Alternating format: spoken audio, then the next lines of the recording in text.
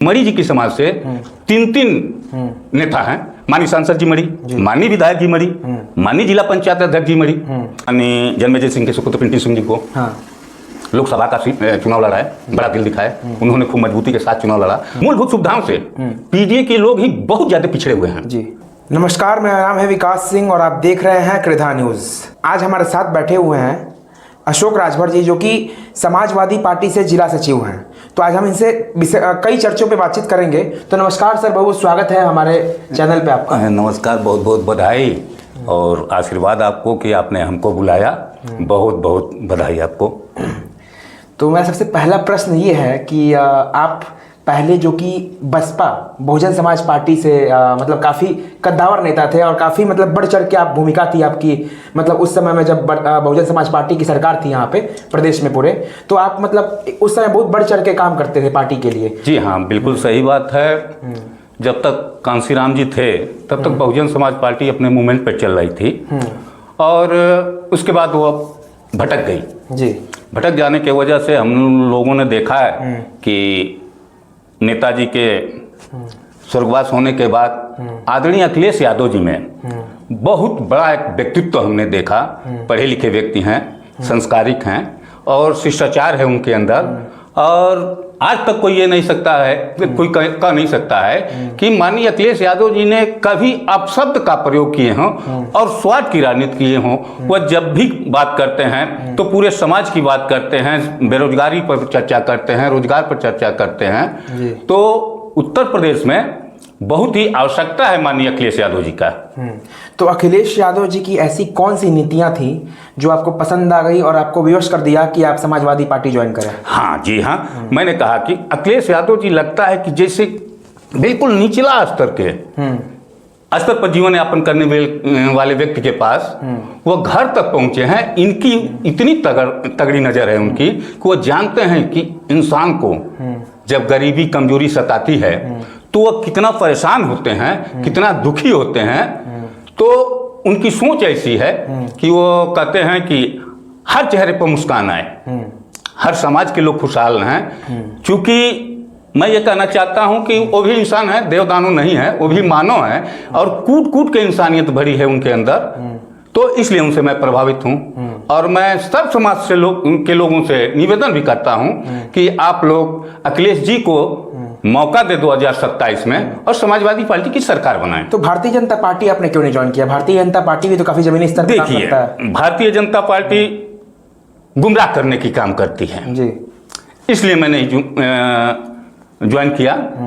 हम लोग जनहित की बात करने वाले लोग हैं, हम लोग किसी को गुमराह नहीं करते हैं। अब आप नाम ले ही लिए भारतीय जनता पार्टी की, मैं लेना नहीं चाहता था, लेकिन आपके माध्यम से बता देना चाहता हूं कि देवरिया जनपद में एक समाज से, मरी जी की समाज से तीन नेता हैं। माननीय सांसद जी मरी, माननीय विधायक जी मरी, माननीय जिला पंचायत अध्यक्ष जी मरी और भारतीय जनता पार्टी की सरकार भी है। लेकिन जो जनहित के मुद्दे हैं, जो विकास देवरिया में होना चाहिए, नहीं के बराबर है।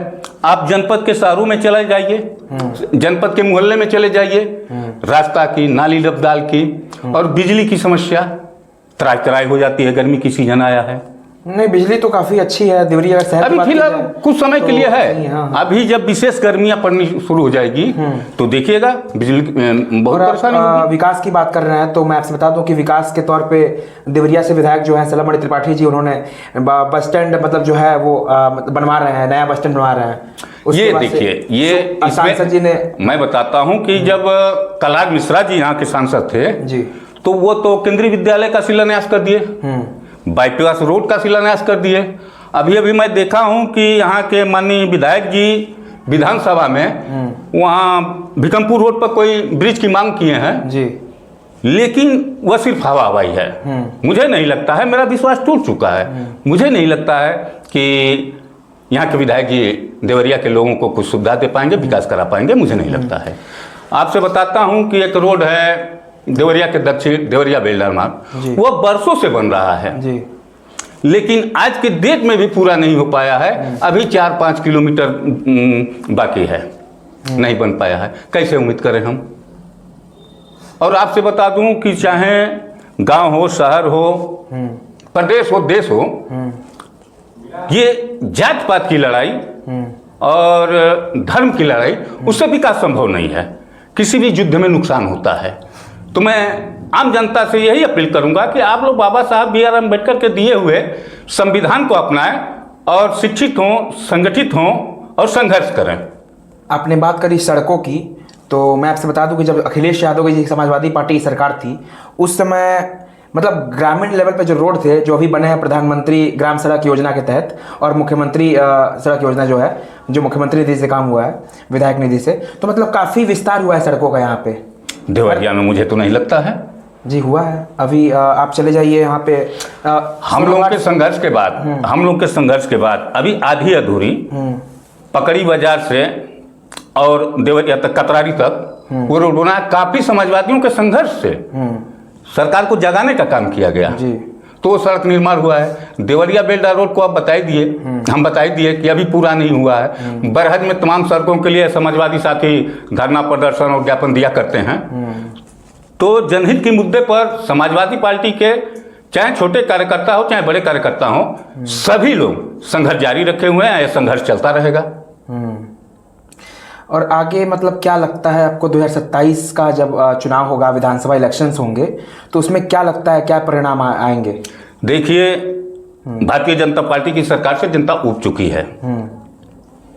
ये लोग जो कहते हैं वो करते नहीं हैं, और जनता यह जान चुकी है कि समाजवादी पार्टी के नेता और राष्ट्रीय अध्यक्ष आदरणीय अखिलेश यादव जी और समाजवादी पार्टी के लोग जो कहते हैं उसको पूरा करके दिखाते हैं। तो निश्चित तौर पर 2027 में माननीय अखिलेश यादव जी की सरकार बनेगी, पूर्ण बहुमत की सरकार बनेगी। अभी जो आप लोग पीडीए चौपाल लगा रहे हैं गांव-गांव में, पीडीए पिछड़ा दलित अल्पसंख्यक, तो उसका मतलब मुख्य विजन है क्या? विजन क्या है उसका? चूंकि मुख्य विजन यही है कि मूलभूत सुविधाओं से पीडीए के लोग ही बहुत ज्यादा पिछड़े हुए हैं जी, और पिछड़े को मदद करके, सहयोग करके, और इनको सरकारी सुविधा चाहिए, जैसे पढ़ाई की, दवाई की। और मैं तो यह भी कह रहा हूं कि अब न्याय के विरुद्ध, न्यायालय में पैसे के अभाव में ये पीडीए के लोग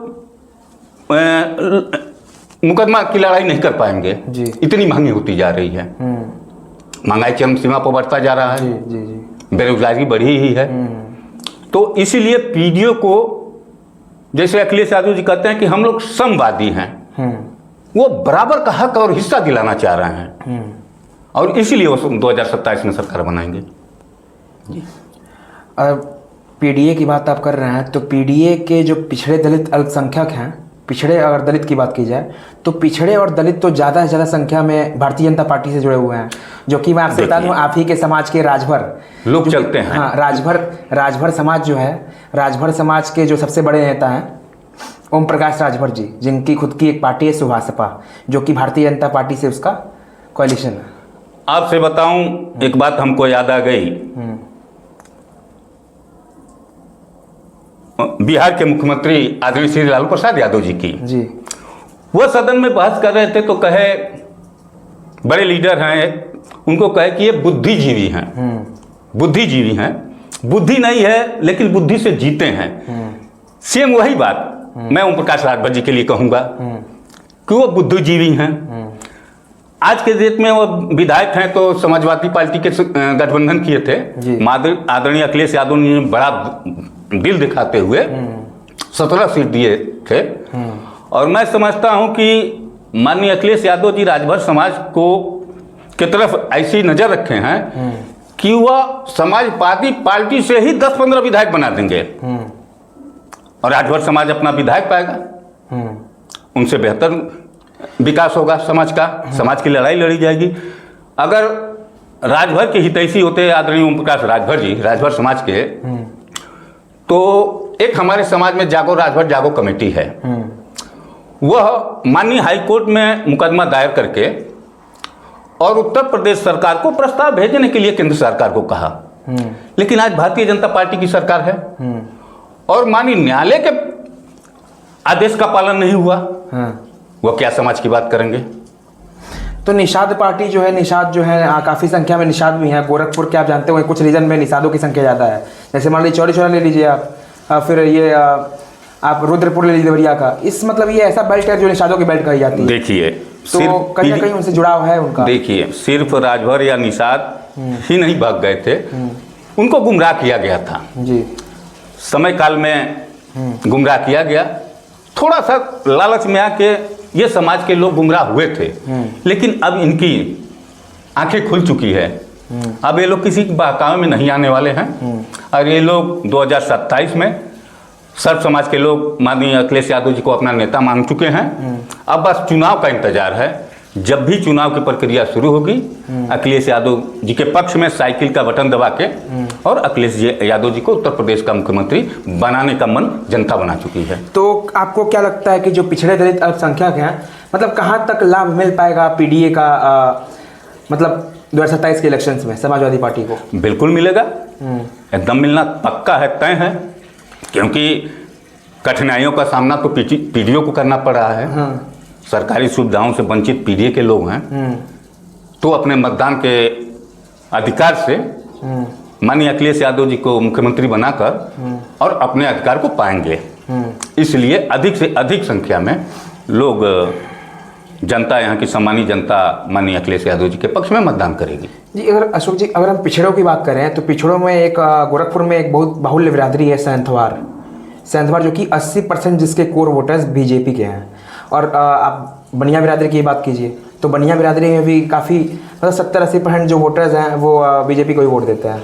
तो पिछड़े आएंगे कहाँ से, आप लाएंगे कहाँ से पिछड़ों को, आप देखिए जोड़ेंगे कैसे? देखिए एक बात जान लीजिए कि चाहे विधानसभा का चुनाव हो, चाहे लोकसभा का चुनाव हो, जिसकी जितनी भागीदारी उसकी उतनी हिस्सेदारी, इस पर माननीय अखिलेश यादव जी काम करते हैं। जैसे देखिए, माननीय जन्मेजय सिंह के सुपुत्र पिंटू सिंह जी को लोकसभा का चुनाव लड़ा है, बड़ा दिल दिखाए, उन्होंने खूब मजबूती के साथ चुनाव लड़ा और कहीं न कहीं सरकार ने पक्षपात की है, चाहे वो बांसगांव का सीट हो, चाहे देवरिया की सीट हो, चाहे कुशीनगर की जहाँ से पिंटू सिंह जी चुनाव लड़े थे, कहीं न कहीं सरकार पक्षपात की है जी। नहीं तो जनता तो यही कहते हैं कि हमने तोड़ दिया था, कैसे हार गए, कुछ न कुछ गड़बड़ी है, निश्चित तौर पे है। तो गड़बड़ी किसमें, ईवीएम है कि माना सरकार? देखिए, जब चुनाव है, हम बात आपसे कर रहे हैं, इसको पूरा देश की जनता देखेंगी, तो कहीं कहीं इलेक्ट्रॉनिक व्यवस्था पे ये संभव है। लेकिन अशोक जी, जो चुनाव होता है पूरे मतलब विश्व में, जहाँ जो भी डेमोक्रेटिक कंट्रीज हैं, वहाँ पे चुनाव होता है ईवीएम के थ्रू ही होता है, तो गड़बड़ी वहाँ पे क्यों नहीं होती है? अगर ईवीएम, देखिए अमेरिका इतना तकनीकी देश है, ईवीएम का निर्माण करने वाला देश जापान है।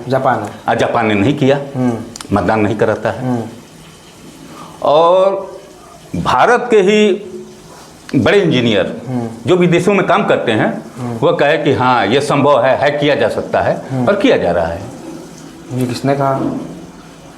अब अमेरिका जैसी इतनी बड़ी कंट्री है, जो कि आप जानते हैं पूरी मॉडर्न टेक्नोलॉजी से भरपूर कंट्री है, वो वहाँ पे भी चुनाव होता है जो कि ईवीएम के थ्रू ही होता है। अगर ऐसा होता तो क्या फिर डोनाल्ड ट्रंप जो पिछला इलेक्शन हुआ था वहाँ पे अमेरिका में, वो हारे होते? अब देखिए, अमेरिका का भी चुनाव कहीं न कहीं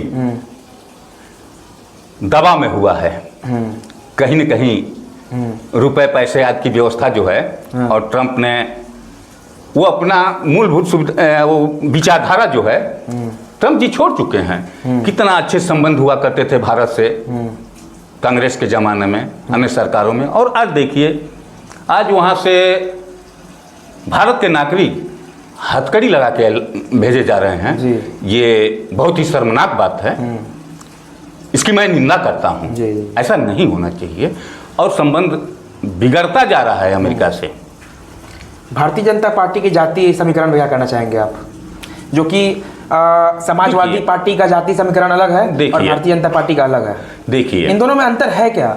भारतीय जनता पार्टी में विशेष अंतर ये है कि आप आमतौर पर देखे होंगे कि भारतीय जनता पार्टी जिस मुद्दे को, जिस नारों को लेकर चुनाव लड़ती है और चुनाव जीतने के बाद भूल जाती है, और फिर उनके बड़े नेता कहते हैं, अमित शाह जैसे व्यक्ति कहते हैं कि वो तो एक जुमला था, तो अपनी बातों को ही वो जुमला कह के और पल्ला झाड़ लेते हैं। और समाजवादी पार्टी में यह है कि नेताजी के ज़माने से और आज भी माननीय अखिलेश यादव जी, समाजवादी पार्टी के लोग जो कहते हैं, जो जनहित के मुद्दे होते हैं, उस पर कानून बना के, व्यवस्था बना के उसको वो लागू करते हैं और उसका सीधा सीधा लाभ जनता को होती है। अच्छा अशोक जी, एक बात बताइए, जो देवरिया सीट है, अभी आपने कहा कि जो सांसद है वो भी मरी हैं, जो विधायक हैं वो भी मरी हैं, तो आपको क्या लगता है कि मतलब देवरिया में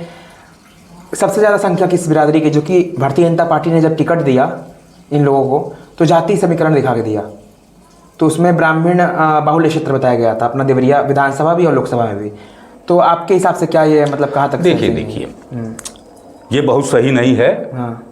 देवरिया में, सिर्फ देवरिया विधानसभा में समानांतर है, बहुत ज़्यादा अंतर नहीं है, समानांतर है। ये हवा दे दिया जाता है कि ये ब्राह्मण बाहुल है, ये फला बाहुल है, ऐसा कुछ नहीं। कौन सी बिरादरी यहाँ पे सबसे ज़्यादा है देवरिया विधानसभा में बात की जाए तो? अगर जो पीडीए की बात हम कर रहे हैं और पीडीए के नज़रिया से देखा जाए तो बहुत ज़्यादा बहुलता है। अच्छा, पीडीए की जी, मतलब पीडीए की संख्या ज़्यादा है, मतलब आपके बहुत ज़्यादा है। बहुत बहुत धन्यवाद सर। बहुत बहुत धन्यवाद आपको। ग्राम सभा भटजमुआ और देवरिया की जनता को प्रणाम, बहुत बहुत प्रणाम।